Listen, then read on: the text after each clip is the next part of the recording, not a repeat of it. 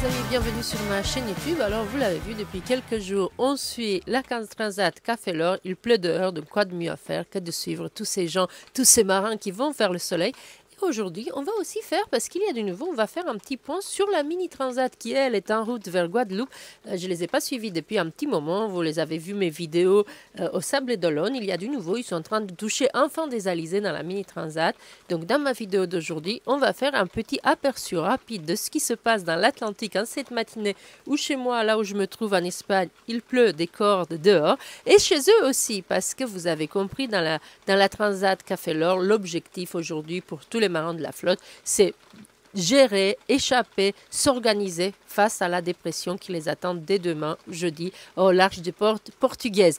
L'autre nouvelle de la journée, peut-être la dernière, la plus nouvelle, la plus fraîche, la plus sympathique aussi, c'est qu'on a un podium de l'arrivée de classe 40. La Corogne, vous savez qu'ils font étape. La direction de course avait décidé avant le départ qu'ils allaient tous s'arrêter à la Corogne et repartir en Espagne et repartir ensuite après la dépression. C'était trop dangereux, surtout pour les derniers qui allaient être touchés par cette dépression.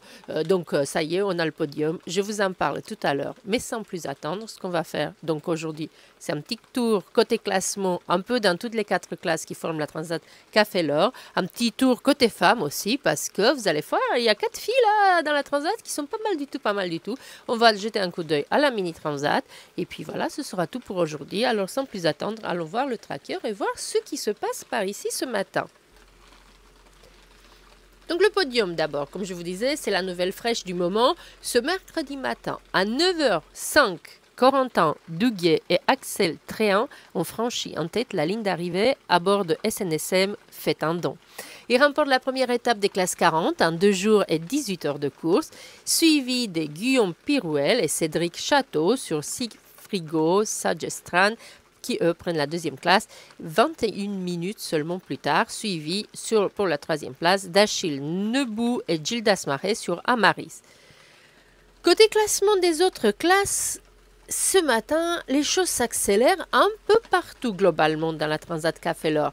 Face à la côte portugaise, les IMOCA parlons des IMOCA d'abord. Face à la côte portugaise, les IMOCA retrouvent les vents portants. Charal file à 19 nœuds de moyenne ce matin et creuse l'écart sur Ala Grande, Mapei et Massif.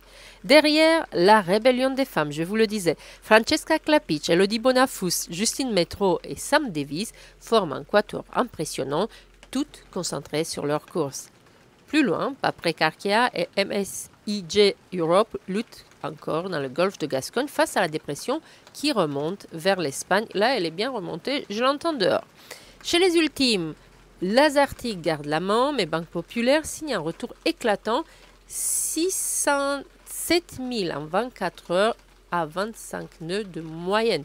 Ils remontent, c'est impressionnant, depuis leur arrêt, vous vous rappelez, à Lorient.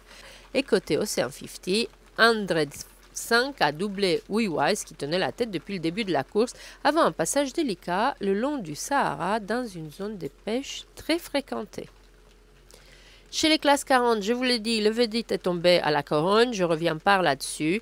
Une première étape, on peut dire maîtrisée avant la pause forcée, le temps que la dépression passe sur l'Atlantique.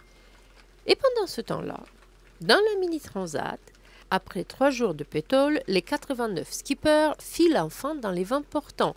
Alexandre Demange mène la danse, suivi de Mathis Bourgnon. Coup de chapeau à ce petit jeune qui est remonté de manière assez spectaculaire, et Uros Krasevac. Chez les bateaux de série, la bagarre fait rage avec Paul Cousin, Amaury Guérin, Antonin Chapeau, Cecilia Zorzi et Marie Chausade, radieuse pour sa première traversée de l'Atlantique.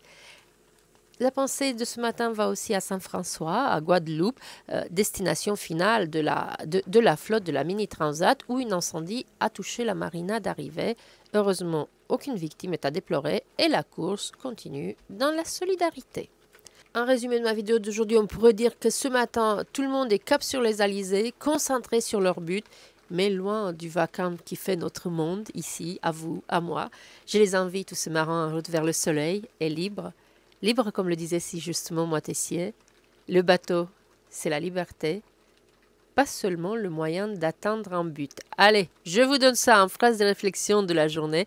Merci d'avoir suivi ma vidéo. On se retrouve demain avec des news et si rien de neuf, je mettrai les infos du jour dans les commentaires. Bonne navigation à tous les marins et bonne journée à vous, mes fidèles compagnons d'aventure YouTube. À demain ou à la prochaine dès qu'il y a du nouveau. D'ici là, on se retrouve en commentaire. Bye bye.